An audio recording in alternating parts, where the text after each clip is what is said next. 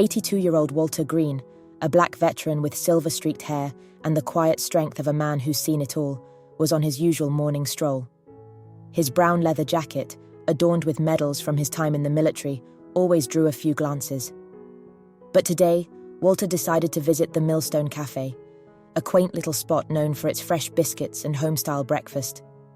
He had walked past it many times, but today he decided, why not try something new? Little did he know, this decision would set off a chain of events that would change not just his day, but the entire town. How would you react if you witnessed a man denied a simple meal just because of who he is? Today, we're diving into a story of courage, injustice, and unexpected heroes. A story where one man's quiet dignity in the face of hate sparks a movement no one saw coming. Before we dive into this powerful story, drop a comment below with where you're watching from today, and if this story moves you, don't forget to like, subscribe, and share it with someone who needs to hear it. It was a crisp Saturday morning in the small town of Belhaven. The sun's golden rays filtered through the tree-lined streets, casting a glow on the freshly swept sidewalks.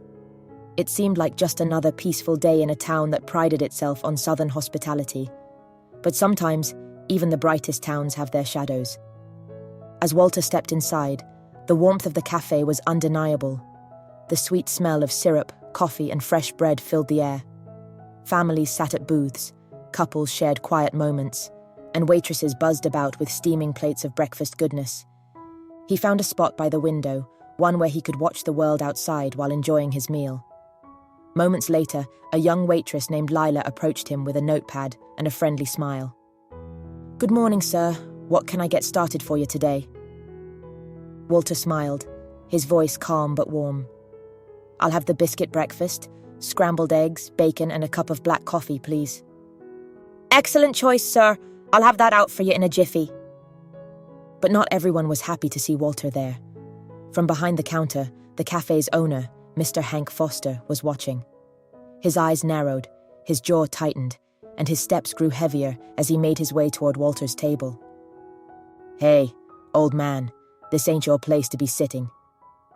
The room grew quiet. Forks stopped clinking. All eyes shifted toward Walter's table. Walter looked up slowly, locking eyes with Hank. Walter, calm but firm.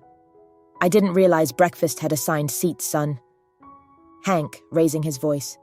"I'm not going to tell you again, old man. You ain't welcome here. Take your business somewhere else." Lila, still holding the notepad, looked horrified.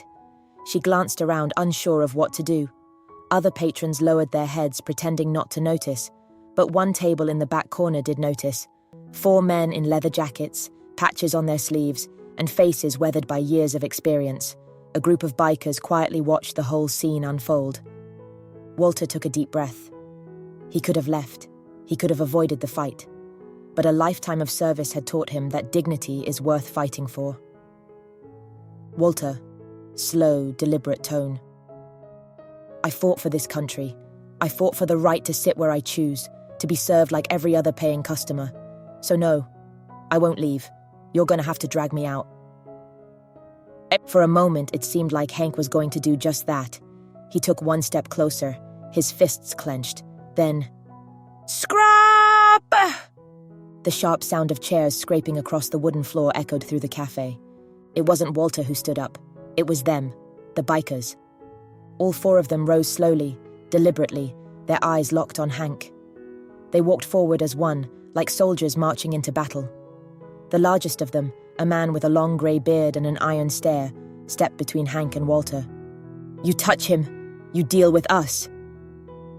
The entire cafe froze. Hank glanced around, his eyes darting like a cornered animal. No one in the room supported him. His allies were silent. The other customers were on their phones, recording every second of it.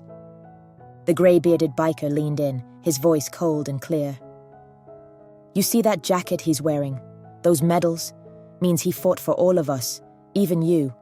So if you got a problem with him, you got a problem with us. Now I suggest you step away." Hank's face was a mix of fury and fear. His lips moved, but no words came out. His pride told him to stand his ground, but his sense of self-preservation told him otherwise. He took 2 slow steps back. The biker looked at Walter. Order what you want, sir. We'll make sure you eat in peace today. Walter tipped his hat. Much obliged. Word spread quickly. By the next morning, videos of the incident had gone viral. The headline read, "Veteran denied service, bikers deliver justice." Comments poured in from across the country. People called for boycotts, demanding justice. A week later, the sign outside the Millstone Café was gone, replaced by a new sign. The Liberty Café, where everyone's welcome. The new owners, you guessed it, the same bikers who had defended Walter. They bought the cafe from Hank, rebranding it into a space that truly lived up to its name. The grand reopening was packed with locals, veterans, bikers, and families, all eager to be part of the change. Walter was there too, seated at the very same booth where it had all begun. But this time, he didn't sit alone. The biker leader sat across from him, a smile tugging at his bearded face. "How's the biscuit breakfast, sir?" "Tastes better when it's served with respect." They clinked their coffee mugs together. Sometimes the strongest fights are fought without fists.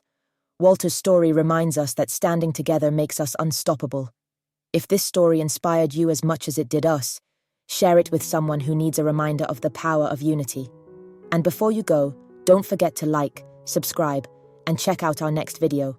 Click here to watch another unforgettable story of courage and community.